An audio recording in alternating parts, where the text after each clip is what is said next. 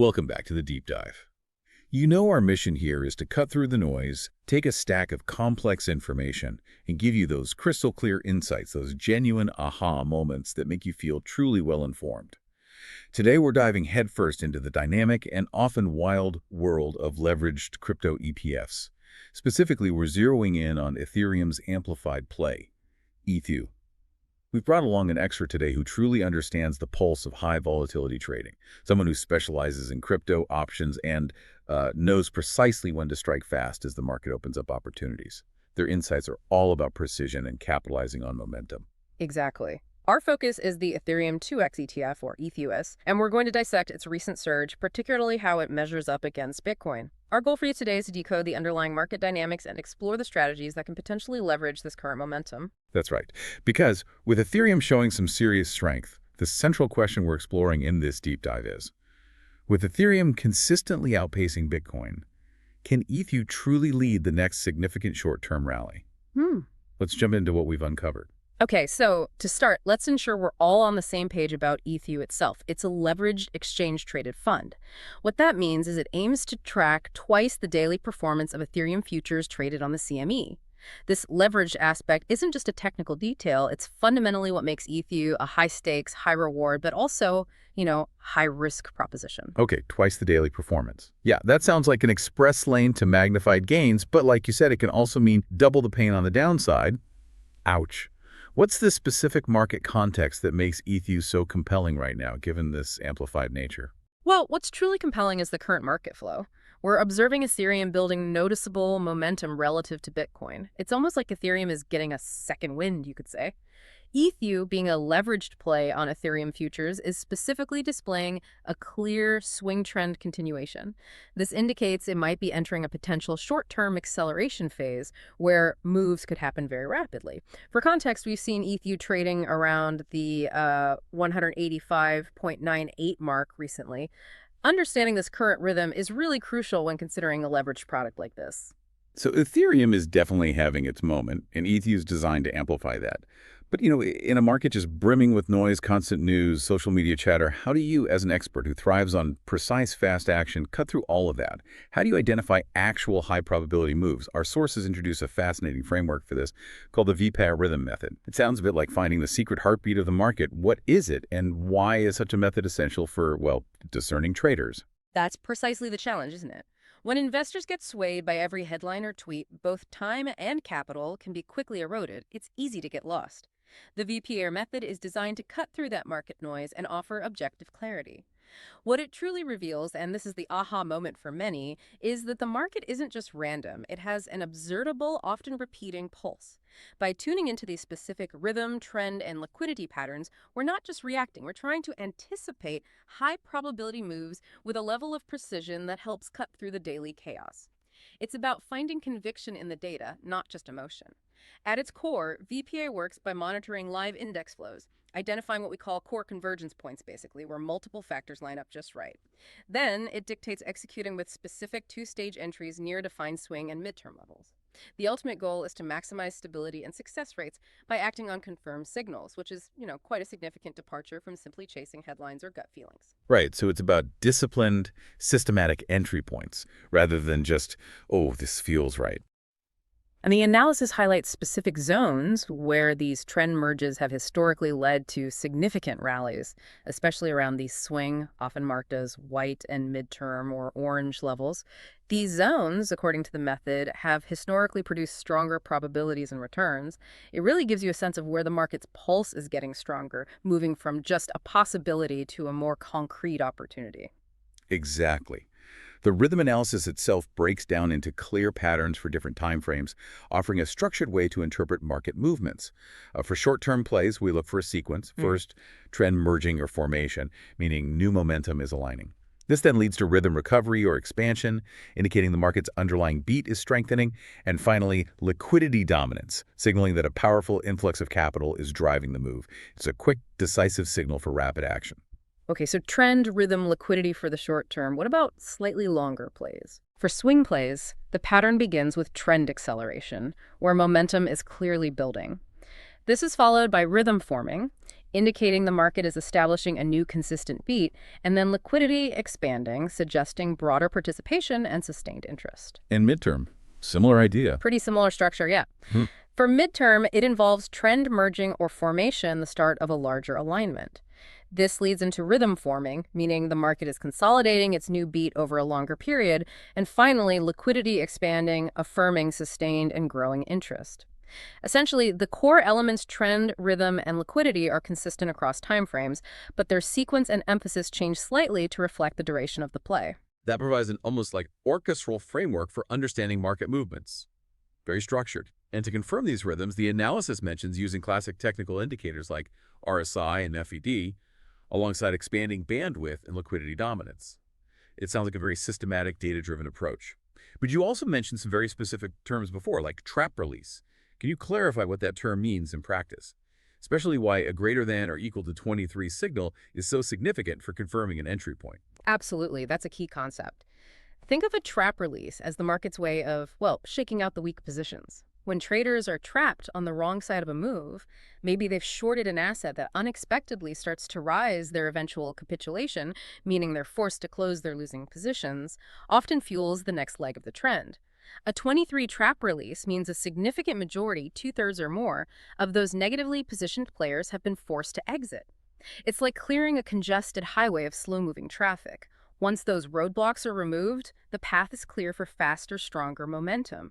This signal dramatically reduces potential resistance, paving the way for a confirmed powerful move. That analogy makes perfect sense, like clearing the way. Okay, so with this VKR rhythm analysis and these clear signals like trap release in hand, what does this all mean for potential trading strategies? For someone looking at ETHU, what are the suggested scenarios and the precise guideposts? Right. The report outlines specific entry zones, conditions, and targets for 3 distinct strategies, each tailored to a different time frame and risk appetite. First, for a short-term strategy designed for quick, decisive moves, the entry zone is a swing breakout with acceleration confirmation. The conditions are quite specific. You need that trap release, 223, coupled with rhythm recovery and liquidity expansion. This means the market has cleared resistance and is seeing strong, immediate buying pressure. The target for this rapid play is 240. It's about striking fast on confirmed, explosive momentum. Okay, 240 short term. What about the swing strategy? For the swing strategy, looking for a slightly longer hold, the entry is focused around the 136 swing pivot. The conditions are similar in requiring a trap release in 23, but it also looks for rhythm forming and a market flow check. This implies a slightly more stable developing trend rather than an immediate burst. The target for this is TBD to be determined, indicating an open upside, suggesting the potential for continued growth once that swing momentum is firmly established. BBD. Interesting. And the midterm. And for a midterm strategy, for those with a more patient yet still active approach, the entry zone is a 98 midterm support level. The conditions again involve a trap release on 23, but critically it needs rhythm expansion and a macro check. This macro check suggests looking at broader economic and market factors, which is essential for a longer-term view.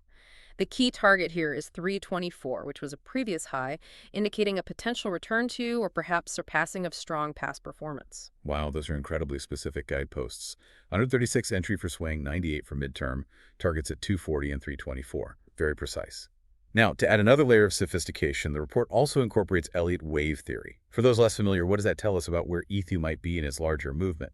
It sounds like trying to predict the ebb and flow of a tide before it hits the shore. Exactly, that's a good analogy. Elliott wave analysis provides a framework for understanding market cycles, suggesting that price movements unfold in predictable patterns of waves. For ETHU, this theory offers several insights depending on the time frame. The short-term view is currently positioned in wave 3, which is typically an acceleration phase. And crucially, wave 3 is where the market often sees its most explosive and sustained price appreciation. For ETHU, being in this phase means we're not just looking at minor gains. We're talking about a period where the asset can cover significant ground very rapidly. This aligns perfectly with the striking fast approach, as Wave 3 often offers those prime windows of aggressive opportunity.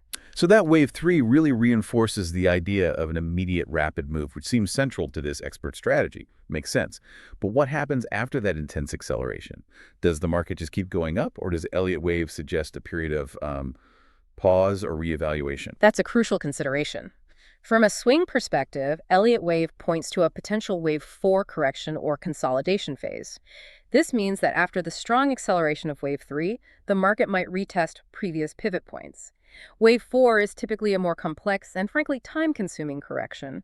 It's a period where previous gains might be partially retraced or consolidated horizontally, essentially preparing for the next upward move. It signals a necessary breather before further advancement. A breather. Okay. And looking even further out, what does Elliott wave suggest for the midterm trajectory of ETHU? Does it indicate the beginning of a larger, more sustained growth period, or are we still very early in its cycle? Well, for the midterm, it's seen as a wave 1-2 formation. This is quite significant because wave 1 represents the initial impulse of a new trend, and wave 2 is typically a corrective phase that retraces a portion of wave 1, setting the stage for a stronger wave 3. This formation could be the basis for a much longer rally, suggesting that while there might be short-term fluctuations, the underlying foundation for sustained growth is being built. The analysis even cites a combined scenario, something like wave 3 ongoing plus trap 23 confirmed plus rhythm expansion, showing how these different analytical layers can kind of coalesce into a coherent outlook for different time horizons. So we've mapped out the tactical entry and exit points with VPR and Elliott wave. Very cool. But no asset exists in a vacuum, right? To truly understand ETHU's potential and to fully answer our initial question about it leading the next rally, we need to zoom out. What's the broader market sentiment and what do the underlying financial flows tell us about this momentum? Right, the bigger picture. Looking at the financial snapshot as of August 2025, ETHU has assets under management, or AUM, of about $2.26 billion.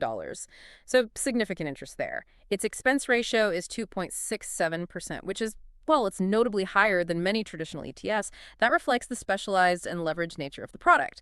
Now, here's a figure that definitely jumps out. Its year-to-date performance is approximately a negative 75%. Whoa, okay. That YTD performance of negative 75%, that immediately jumps out. For someone new to these products, that number screams extreme risk and volatility. How do you, as an expert, contextualize that kind of volatility, and what specific insight does it give us about ETHU's behavior moving forward? Yeah, that figure isn't just a number. It's a pretty profound statement about the asset class itself. It tells us ETHU isn't for the faint of heart or for traditional buy-and-hold investors. Absolutely not. It underlines precisely why short-term, rhythm-based strategies are essential. It signals that when momentum shifts, the reversals can be equally dramatic, emphasizing the need for disciplined exits and strict risk management. It's a high-octane environment for sure, and that negative 75% is kind of our flashing dashboard warning, reminding us of the powerful dual-edged sword of leverage. Despite this, its net asset value, or NAV, is $144.38 against a price of $144.31, showing it's trading very close to its underlying value. And it has a solid liquidity spread of 0.12%, indicating healthy trading activity. Its 52-week high was $251, and the low was $22.05, which further underscores the extreme price swings we're talking about. So the volatility is really a feature, not a bug, especially for those using these specific short-term strategies. Got it. In terms of news and the general narrative, it seems the story is still very much about Ethereum showing stronger inflows compared to Bitcoin. Is that narrative gaining traction, or is it still kind of a niche observation? Oh, absolutely. That narrative is central. The ongoing story in the market, particularly when it comes to the broader crypto space, is that Ethereum is demonstrating distinct strength in terms of capital inflows compared to Bitcoin. This isn't just a fleeting observation. It seems to be a persistent trend influencing market sentiment right now. And this narrative is mirrored quite clearly in community sentiment across various platforms. On Twitter, for example, we're seeing mentions of hashtag Ethereum and hashtag ETHU rising, which indicates growing interest and discussion. The sentiment often carries positive tags like strength, acceleration, and institutional inflows, suggesting that the market is noticing and reacting to these positive trends. However, it's not entirely one-sided. There are also negative mentions, which typically revolve around concerns like rollover cost and short-term risk, reminding us of the inherent complexities and potential downsides. Right, a mixed bag of sentiment, which sounds pretty typical for such a dynamic asset. But what about other popular platforms like StockTwits? Does the sentiment there align with Twitter, or is there maybe a different flavor to the retail trader's perspective? Yeah, on StockTwits, the sentiment leans quite strongly bullish, actually, around 70% positive and 30% bearish indications. This clearly points to strong short-term optimism from retail traders. It suggests significant speculative interest, particularly around ETHU's current momentum. That platform is often a good pulse check for individual investor enthusiasm, and right now it's signaling a lot of confidence in the immediate upside potential, which aligns well with that striking fast trading style we discussed earlier. Okay, so we have the detailed analysis, the clear targets, the market sentiment, all pointing towards potential opportunities. But to fully complete our deep dive, and especially with a leveraged product, we absolutely have to talk about the elephant in the room, the significant risks involved. What should our listeners be keenly aware of beyond just general market volatility? This raises an absolutely critical question, yes. What are the caveats when chasing these high volatility opportunities? The key risks for ETHU are multifaceted and must be understood. First, there are futures rollover costs. Because ETHU tracks futures contracts, it incurs costs when those contracts expire and new ones are opened. This rolling over process can eat into returns over time, acting as a kind of hidden drag, especially if held for longer than a day. It's like paying a small fee every time you extend a loan, sort of. Okay, so a cost just for maintaining the position. Makes sense. Then there's futures spot basis risk. This is the potential for the price of the futures contract that ETHU tracks to deviate from the actual, immediate, or spot price of Ethereum. While they usually track closely, discrepancies can emerge due to supply and demand in the futures market itself, adding another layer of unpredictability to ETHU's performance relative to ETH itself. So there's that cost and a potential disconnect from the actual asset price. What about external factors? Anything else? Well, we also need to consider regulatory constraints from bodies like the CFTC and CME. Changes in their rules or limits can directly impact how these products are structured and traded. That's always a background risk. And finally, its limited historical track record as a newer ETF means we just have less long-term data to predict its behavior across different market cycles, which inherently adds risk compared to more established investment vehicles. These aren't just minor footnotes, they're fundamental considerations for anyone thinking about trading this. That's a very comprehensive list. But perhaps the most crucial risk for any leveraged product, and one that seems often misunderstood, is leverage decay. Can you explain that in a way that truly brings home its practical implications for our listeners? Absolutely. Leverage decay. It's often misunderstood, but it's so crucial for anyone considering ETHU or similar products. Imagine you have a card that resets its daily mileage. Okay. If the underlying asset, Ethereum, goes up 10% one day, ETHU gains 20%. Great. But if Ethereum then falls 10% the next day, ETHU doesn't just lose 20% of its initial value, it loses 20% of its new higher value. This daily compounding effect means that if the underlying asset's price goes up and down, even if it ends up flat over a period, the leveraged ETF can actually lose significant value. It's like trying to walk up a flight of stairs where each step you take back is disproportionately larger than the step you took forward. It just grinds you down over time in choppy markets. Wow, that stair analogy really hits home. Yeah, and it means holding leveraged ETFs for the long term could significantly erode performance. These products are designed for short-term tactical plays moments like the striking fast opportunities we discussed, definitely not for traditional buy and hold investments. They behave fundamentally differently, and that difference can be extremely costly if misunderstood. You've highlighted a really critical distinction. These are tactical plays, not buy and hold. But even with that understanding, what's the most common pitfall you see investors fall into when they misjudge the duration or impact of leverage decay? I'd say the biggest pitfall is simply holding on for too long, maybe hoping for a recovery when things go sideways. People often look at the underlying asset's long-term potential and assume the leveraged ETF will follow, just amplified. But due to leverage decay and those rollover costs, that's rarely the case over extended periods, especially if the market isn't trending strongly in one direction. They might see an opportunity, get in, but then get trapped by the very structure of the product. If the market chops sideways or trends downwards, even temporarily, it completely undermines the strike-fast strategy these products are built for. Right, undermines the whole point. Okay, so when you weigh all these factors, the exciting rhythm analysis, the clear targets, but also these significant and very specific risks, what's your overall outlook for ETHU? While the outlook suggests a high probability of a short-term rally, particularly if Ethereum continues to outperform Bitcoin, which could lead to further acceleration for ETHU. This is where that striking fast mentality really comes into play, identifying and capitalizing on those immediate windows where the rhythm, trend, and liquidity align. However, the report unequivocally stresses that volatility-driven risks remain significant. This isn't a set-it-and-forget-it investment. It demands active management and strict adherence to the defined strategies and risk controls. That's a powerful and clear perspective. The report also highlights some other intriguing factors supporting the potential upside, like rising institutional interest in CME ETH futures. suggesting more serious money might be flowing in. And AI algo signals detecting ETH inflows versus BTC outflows, further confirming Ethereum's relative strength, sort of a tech-driven nod. Plus, limited short interest could lead to short squeezes, potentially amplifying any upward moves if a rally gains steam. And of course, a final essential reminder from the report itself, one we absolutely echo strongly. All investment decisions remain the sole responsibility of the investor, always. Wow, what an absolutely profound deep dive into ETHU. We've journeyed through the intricacies of the VPR rhythm method, pinpointed specific entry and target zones, deciphered the implications of Elliott wave theory, analyzed the broader financial flows and community sentiment, and crucially, illuminated the significant, often misunderstood risks of leveraged ETFs, especially things like leverage decay. It's clear that while the opportunities for rapid moves are definitely there, so too are the complexities and the demands for discipline. Indeed.